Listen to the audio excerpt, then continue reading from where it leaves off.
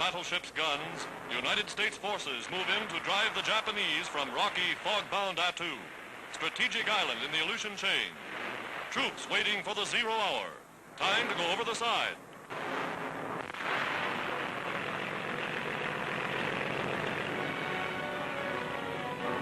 Invasion boats, filled with men and guns, determined to wrest the island from the enemy. For Attu lies but 750 miles from the great Japanese naval base at Paramushiri.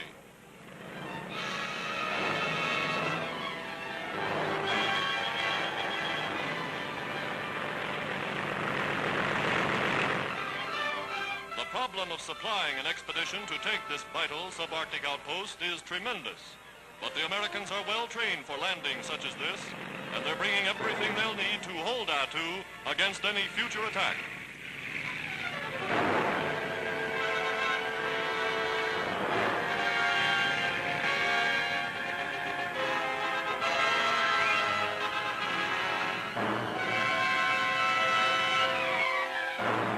Wrecked Jap planes litter the beach as American aircraft keep constant patrol.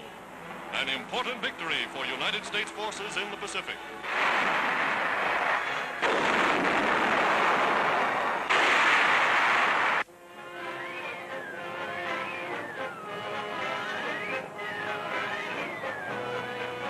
An Allied convoy plowing through the stormy, wind-swept North Atlantic. A rough passage that has Liberty ships and patrol boats wallowing in the heavy sea.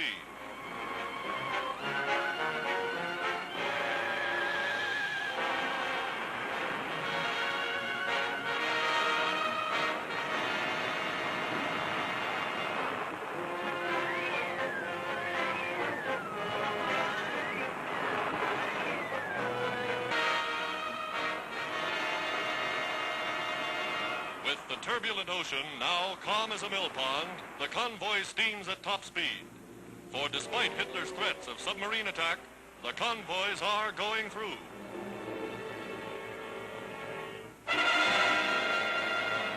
Suddenly, well in advance of the cargo ships, a spotter sights an undersea raider. Depth charges fly out over the ocean.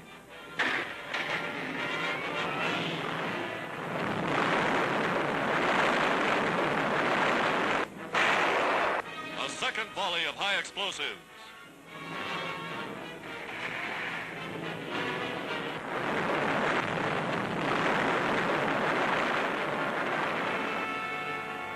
And there's the Nazi submarine, forced to the surface. Shattered by depth bombs, the stricken raider is abandoned.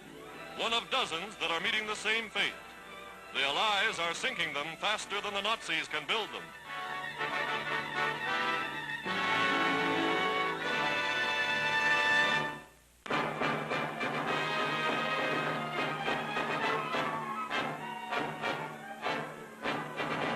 Tunis, capital of Tunisia. Last great milestone in the Allied liberation of North Africa. Virtually undamaged, the city of 250,000 falls to the British after a lightning-swift assault that forced the Nazis to surrender. Hastily prepared defenses, such as trenches cut in this Tunis park, were never used. Advance units of the British enter the city. The 3-year struggle for the African continent is over.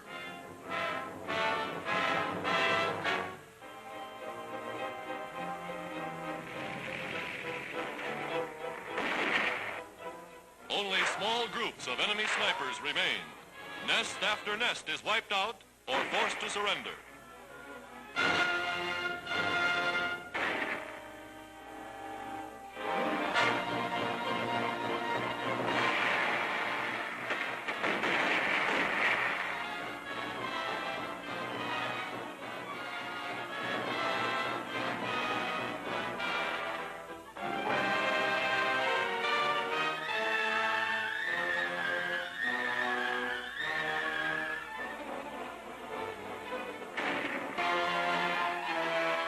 Apparently, many of them surrendered gladly. Everywhere in the streets of Tunis are companies of captured men marching to internment, eventually to prison camps in Canada and the United States.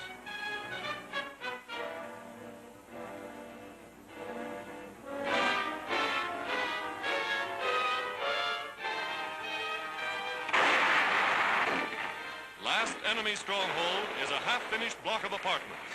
But here, as elsewhere, the Nazis find further resistance futile.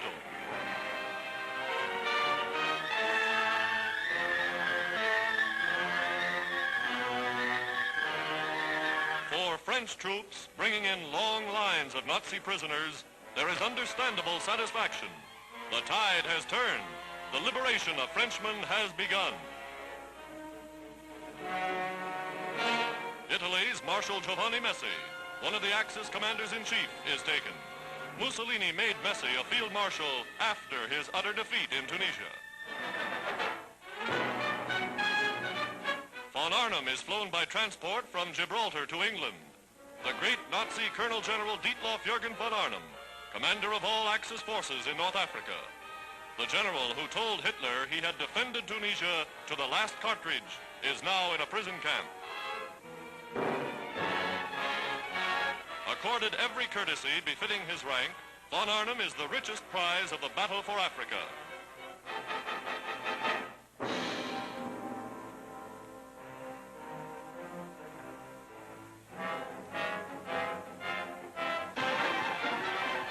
Triumphal entry of the United Nations forces into Tunis. Men of the gallant British 1st and 8th Armies are welcomed with open arms.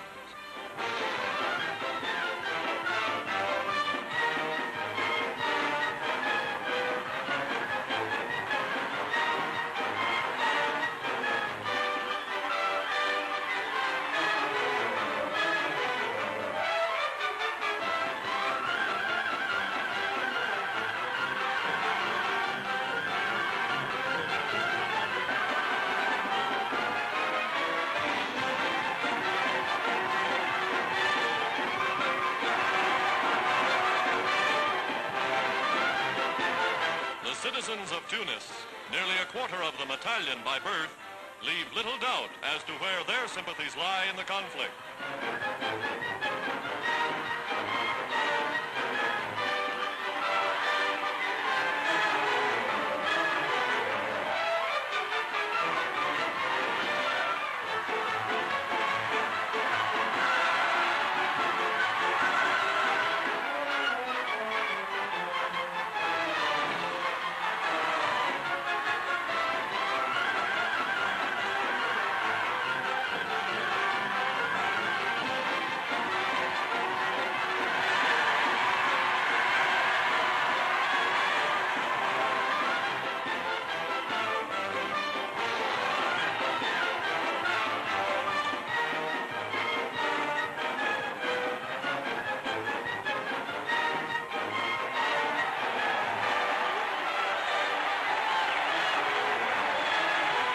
Stars and Stripes, the Cross of Lorraine, and the Union Jack replaced the swastika over Tunis. French troops who fought so gallantly beside their British and American allies proudly pass in review before General Giraud.